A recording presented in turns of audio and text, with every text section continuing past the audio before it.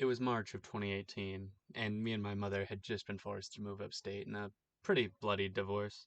And in some vain attempt for my now ex-stepfather to hold some control over my mother through me, he sent me a game to check out. And that game was Outward. He told me he had been playing it, and the game was two-player, so I should check it out, so I could come help him. And I did.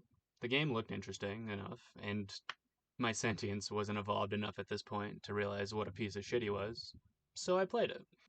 We only ended up playing together once, though. He soon dropped the game after getting his ass whooped trying to make it to Monsoon, another village in the game. But ever since its weird intro into my life, Outward has made itself a staple in my mind, occupying a very special place in my heart. But I couldn't tell you why. It certainly wasn't a circumstance. The game's difficulty was brutal in best and glitchy and unfair at worst, so even in the best of scenarios you're still getting railed. And when I would try to look up other people's videos on Outward to subsidize my own opinion, no one else really had an answer either.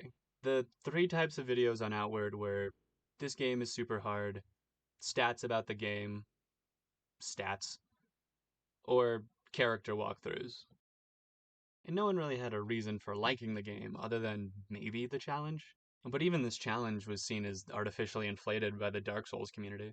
See, Outward's combat mechanics take heavy inspiration from Dark Souls, but they're viewed as more clunky in Outward. This added clunk, along with the game's inherent difficulty, turned a lot of people away from the game, which is fair. So the game was just kind of seen as a worse Dark Souls. But I want to do something different, because I love Outward in its entirety, for what it is. And I think it's cruel that such a beautiful game has been overlooked just because it's not Dark Souls. But I'm getting ahead of myself. First, I have to depict and then answer one question. Why do I like Outward? For that, we have to understand one thing. The type of difficulty in Outward. Outward is a fucking bitch, and the world kind of expects you to know that. Characters will warn you before you leave the main city that you need a water skin before you leave, because what happens if you get lost? The guard at the gate will teach you an ability to defend yourself before you leave, because of course you're going to need to know how to defend yourself traveling alone. You're instructed to talk to characters before they leave on their respective journeys, and all of them do nothing but talk about how treacherous the lands they wander are.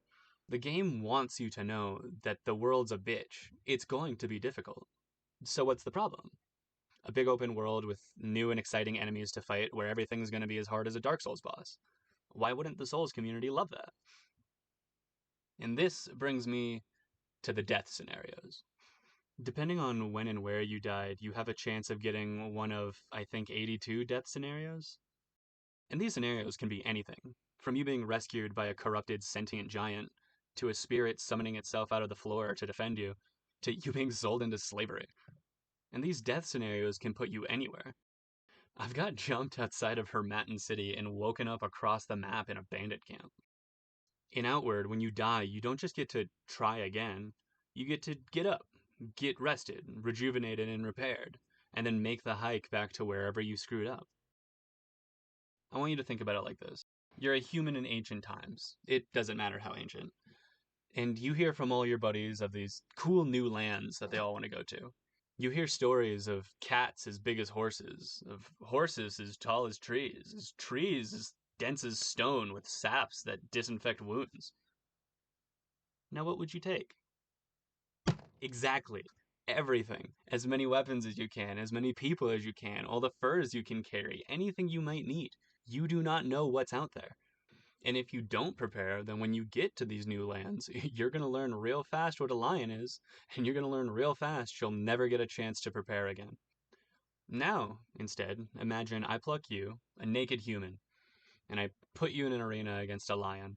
And every time the lion rips you apart, I put you back together and make you fight the lion again. Until eventually, just through dumb trial and error, you eventually choke out the lion, right? And that's when I introduce the hyenas. This is the difference between Dark Souls and Outward. In Outward, you get to prepare. You get to load up in preparation to fight anything. You get to take fights at your own pace, even if you don't know exactly what you're fighting. In Dark Souls, the boss kills you, but then you fight it again, and now you know it has that bullshit attack. Outward punishes you for running in blind and trying to human warpath the problem to death. by throwing your ass across the map with penalties. In Dark Souls, you get put back together to fight the lion again. But once you look at Outward and accept it as a game that you can't just force through like a knuckle dragging and approach it like a game that requires patience and planning, then and only then is this beautiful, imaginative, creative world introduced to you, with some of the most detailed and unique magic and combat mechanics I've ever seen in a game. I'm sorry, can I gush for a second? I hate guns. I fervently believe that humanity sealed its own fate with the invention of the first gun. Wholeheartedly. But guns in Outward are kinda eh. Like, don't get me wrong, eventually they're good, paired with other things. But to start, you'll really just use it to open up a fight, the long reload times necessitating this. But after using them for a while and exploring the world with them, only then does their utility start to open up to you. Now you have a way to bait enemies into traps.